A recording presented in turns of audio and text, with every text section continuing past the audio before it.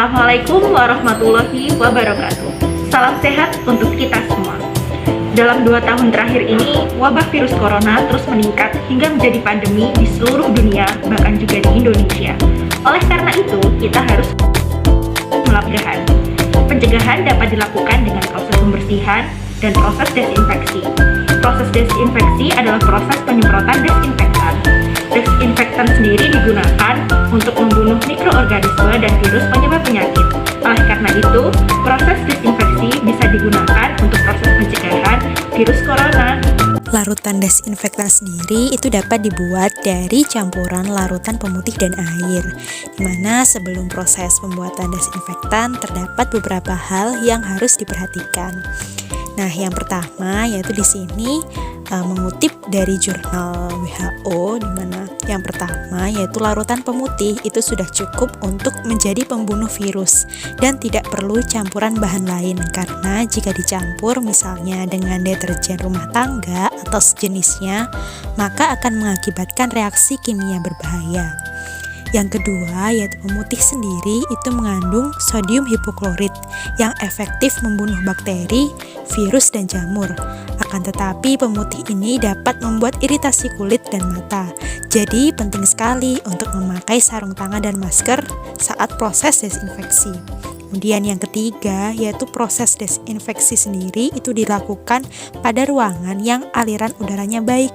Jadi pastikan pintu dan jendela dalam keadaan terbuka ya. Yang keempat yaitu saat melakukan penyemprotan, biarkan selama 10 menit terlebih dahulu sebelum dilakukan pengelapan. Karena desinfeksi membutuhkan waktu 10-60 menit untuk mematikan virus.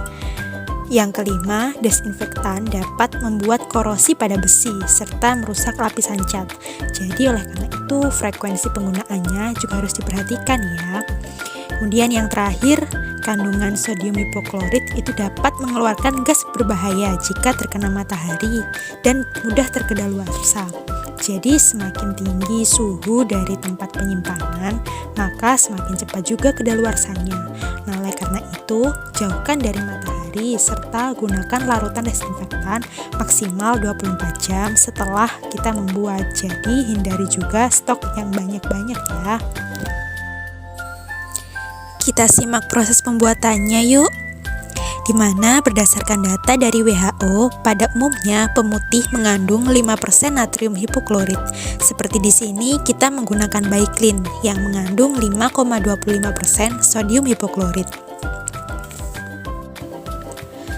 Langkah pertama yaitu siapkan alat dan bahannya, di mana di sini kita menggunakan larutan pemutih yaitu Baiklin, wadah yang sudah berisi 1 liter air, wadah semprot, masker, sarung tangan, dan juga lap untuk pembersih. Kemudian pastikan kita berada di ruangan yang aliran udaranya lancar atau bisa juga di ruangan yang terbuka. Langkah selanjutnya yaitu pakai masker dan sarung tangan sebagai pelindung.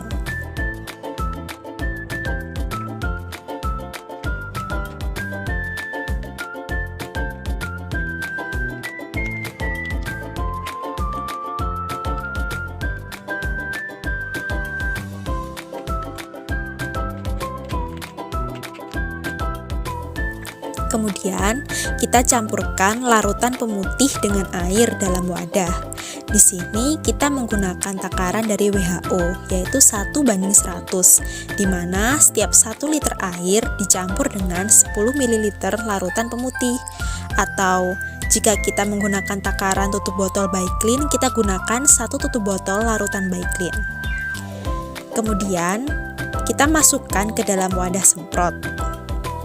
Lalu tutup dan larutan siap digunakan.